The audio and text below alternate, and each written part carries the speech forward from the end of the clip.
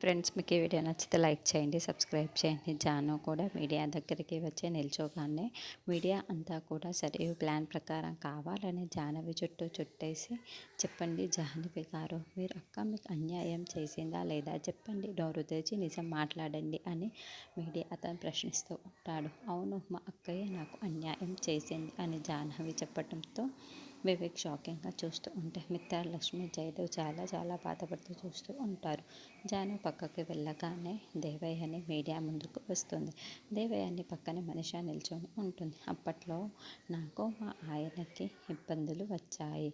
ఈ కుటుంబంలో వాళ్ళ వల్లే మేము కూడా చాలా ఇబ్బంది పడ్డాము.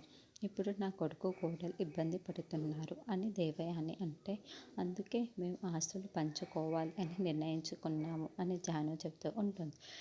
దాంతో మిత్రలక్ష్మి మరింత బాధపడుతూ చూస్తూ ఉంటారు. అప్పుడే మీడియా అతను ఇంకాస్త రెచ్చిపోతూ నందన్ కుటుంబంలో ఆస్తి పంపకాల వరకు వచ్చి ఇలా పరువు ప్రతిష్టలు మొత్తం కూడా దిగజారిపోవటానికి కారణం మిత్రలక్ష్మి నందన్లో మాత్రమే. మిత్రలక్ష్మి నందన్లో వీళ్ళని మోసం చేయడం వల్లే వీళ్ళు ఆస్తి పంపకాల వరకు వెళ్ళారు అని నిర్ణయం తీసుకున్నారు. అసలు మిత్రలక్ష్మి నందన్ ఇలా చేస్తారు అని అస్సలు ఊహించలేదు కదా.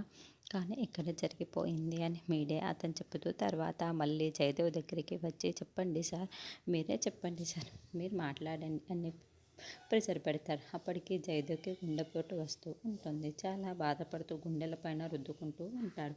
అయినా మీడియా ఇదంతా పట్టించుకోకుండా, చెప్పండి సార్, మీరు మాట్లాడండి సార్ అని ప్రెషర్ పెట్టడంతో ఒక్కసారిగా జయదేవ్ కుప్పకూలిపోతూ ఉంటాడు. డాడ్ డాడ్ అని మిత్ర టెన్షన్ పడుతూ ఉంటే అప్పటికి జయదేవ్ కుప్పకూలిపోతాడు. మరి ప్రాణం మీదకి వచ్చిన జయదేవ్ని లక్ష్మీ మిత్ర ఎలా కాపాడుతారు?